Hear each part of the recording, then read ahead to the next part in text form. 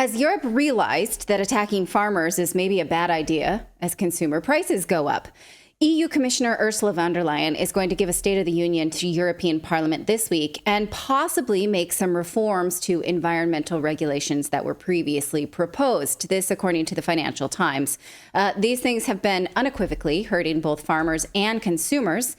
Here to discuss it is Ralph Scholheimer, who has been covering the attack on farmers. He joins us from Europe. Thank you so much for joining us. Thanks so much for having me again, Natali. It's always great to be on with you. Indeed. So these are so-called green reforms, which have ended up increasing prices for both farmers, and that is passed on to the consumers. So can you give us some background about these policies and how they have played out, pretty much how experts have warned? Yes, I mean, in many ways, this is just yet another consequence of Europe's failed energy policies. I mean, as most people have probably heard over the last couple of days, that crude oil prices are going up, diesel prices are going through the roof. And even though it might be counterintuitive at a first glance, but this has a direct impact on your food prices because we completely underestimate, and unfortunately we also teach our children that anymore, that the modern agriculture, modern transportation system, getting food grown, getting food planted, getting food harvested and getting it to the supermarket needs lots and lots of energy, particularly diesel, particularly fossil fuels. And as we have made or pursued policies that led to a rise in prices of fossil fuels, these prices are now gradually passed on to the consumer. And this is what we see now happening. And so, one of the things that they say they may roll back is this ban on killing baby chicks one day after they're born. Now, obviously, they're telling us this as sort of like pull on the heartstrings, like, oh, it's too bad that this isn't working. And now the baby chicks will be like literally the most vulnerable thing you can think of is what they're using to tell us will be rolled back. But none of the farmers are saying, oh, yes, we do want to, hurt the earth and animals. So that's what we want. This comes from a fundamental lack of understanding of agriculture, don't you think? No, it absolutely does. I mean, this is another story I think we kind of have to retell in the way we have the narrative, which is that in many ways, human survival has always been something that we wrestled from nature. I mean, I would not say it's a conflict with nature, but from mining to, making fire to agriculture, this always meant that the areas where these things take place, we changed nature. However, the good news are, and we never talk about the good news, we have become so efficient and successful in the areas where we do those things that we can afford to leave other areas untouched or let's say they're more natural conditions. But of course, everything in politics is a trade-off. So it means if you want to feed your population, if you want to allow people to have affordable food prices, then you will have to do agriculture. And we should not underestimate this. One of the greatest accomplishments of humanity over the last 200 years was the ability to grow and produce food at a level that allows people to have higher living standards, spend money on other things than just food. And yet we ended up in a situation where now obesity is a form of poverty. I mean, whether that's a good or a bad thing is a separate topic. But the point is, it's an accomplishment. We should not go to war with the people that make our food. We should not go to war with the agricultural sector. I think this is once again another piece of the puzzle that we also see in the energy sector, which is kind of this self-defeating European masochistic cult where we try to undermine everything that made modern life and modern civilization possible. Right. We have chickens in our house, and we're always afraid when we go on vacation that the eggs will turn into chicks and we'll get more roosters. Like, it's untenable. There has to be a way in order to avoid having a whole herd of roosters. And so people who are screaming about these kind of things are usually green activists who have no understanding of agriculture whatsoever. And so now the European Union is saying we have to do things that the green activists may not like.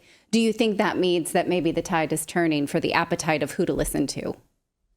Well, I think the tide is turning because, as my friend Doomberg uses to say, in the battle between physics and platitudes, physics is undefeated. And I think this is a little bit what we see now as well. Reality is reasserting itself.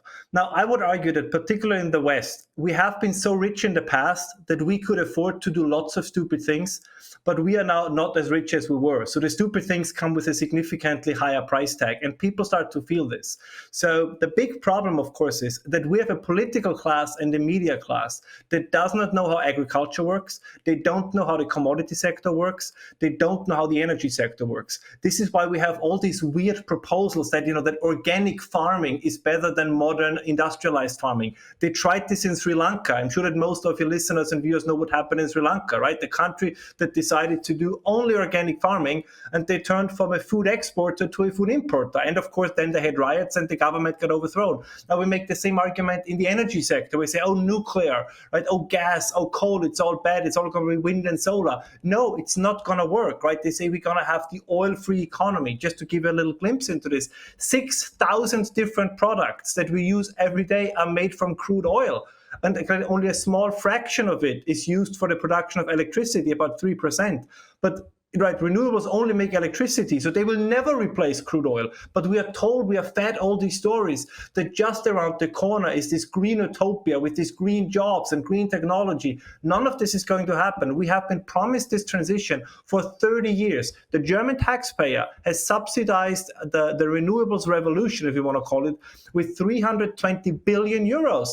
And now they have energy poverty. So this is, I think, where the shift is going to come, because politicians start to realize that this is not working. So they have two choices, right? Either they can continue this path and hoping that the miracle is materialized at one point. Don't think that's going to happen. Right? They will then be voted out of office and replaced by other parties.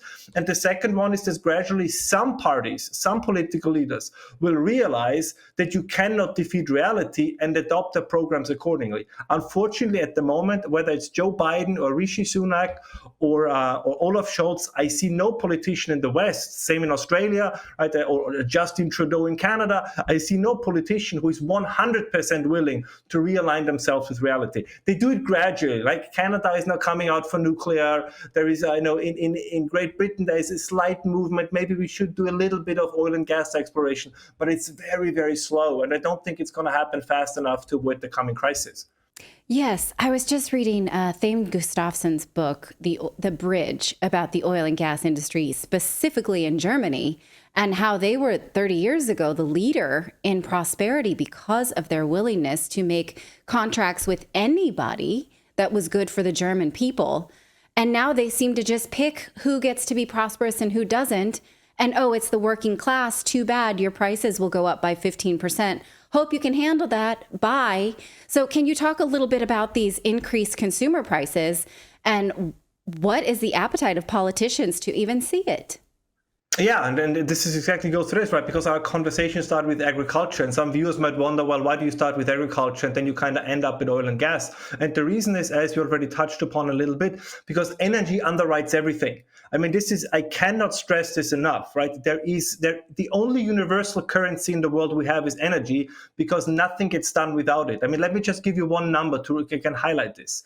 The energy contained in a barrel of oil is the equivalent to 25,000 working hours. That's about, that's almost a decade worth of manual labor by an average person. So these fossil fuels, that energy, it does tremendous things for us. And it's not just, cars, it's not just, airplanes. Of course, it's also absolutely crucial in the production of fertilizer. And the fertilizer shortage, I think, is the next thing on the menu of crisis, right? It's needed, the diesel is needed for the tractors. It's needed for unbroken refrigeration change. It's needed to get the agricultural products to the supermarket. So if the prices for these things, for the basic energy input go up, by default, the prices for consumers are going to go up. So it's ridiculous when, for example, Justin Trudeau in Canada says grocery stores need to lower prices for food. The grocery stores are not the ones that make the prices higher. They at some point have no choice.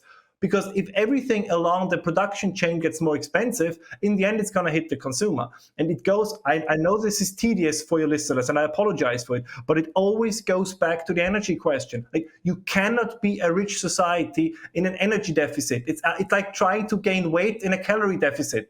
That's very, I think it's almost impossible, but it's definitely very difficult. And it's the same with the economy. Sure, you can say, oh, we can be more efficient. Yes, you can do a little bit here and a little bit there. But overall, we are moving into a global condition of energy deficits, which means that food prices, transportation prices, Healthcare prices. People completely underestimate how much energy is necessary to run a hospital. All of this is going to get more expensive, and redistribution is not going to cut it. I think this is the next most important message. So the idea is, oh, we just have it on a millionaire tax. That's not going to cut it, because you cannot print energy. So even if you take an additional billion from a billionaire, if there is not enough oil in the market, there is not enough oil in the market. The oil is going to get a billion more expensive. And this is so important for people to understand. And I think this is important for you and me and the media outlets like yours that are willing to talk about this, to always stress this.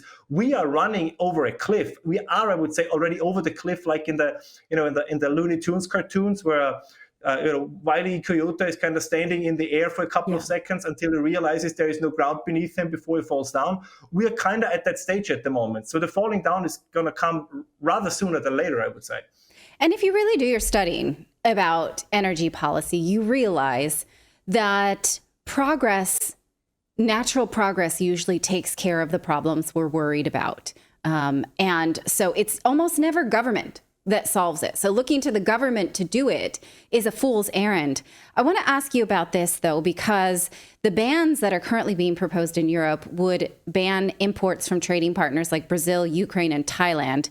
Ukraine obviously is the linchpin here, because they're saying they're already going to sue Poland, Hungary, and Slovakia over their ban on Ukrainian agriculture. So will the EU stand for this, Ukraine attacking some EU members, while also paying lip service towards supporting Ukraine, which Ursula von der Leyen always likes to do?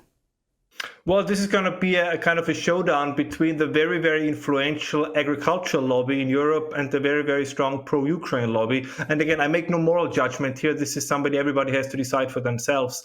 But it shows once again that there are certain areas where nations are very sensitive, and food production, agriculture is one of those areas. I mean, even as you just mentioned, right, even Poland, and I think nobody was more steadfast in their support for Ukraine than the Poles, but even they say, no, our market is primarily and predominantly for our own farmers and for our own agricultural products, but not for those from Ukraine. And that shows you that on the long run, right, these national interests cannot that easily be overcome, which is understandable. I mean, to be very clear, from a consumer perspective, right, we probably would argue open the market up, right? If you can get cheaper beef from Argentina and Brazil and cheaper grain from Ukraine, for us as consumers, that might be very positive. Of course, on the other hand, you would also say, do you really want to outsource your food production to someone else?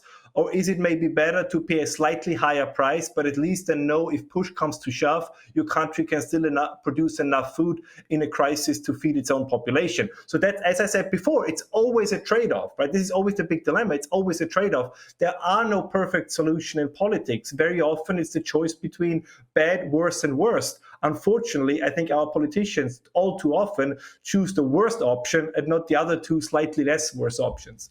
Yes, so that they can say nice things from a pulpit and then not actually do their homework. So thank you so much for breaking this down for us today. You're always welcome on Redacted. It's always a pleasure to talk to you. The pleasure was all mine. Thank you so much for having me. Thank you so much for watching this segment here at Redacted. We are live every day at 4 p.m. Eastern Time, trying to share the stories that the mainstream media will not cover. You should also come over and join our community of Redacted Rebels over at redacted.inc. That's our private locals community where we can share exclusive content that we simply cannot share here on YouTube. Come over and join the rebellion together right now by going to redacted.inc. We'll see you next time.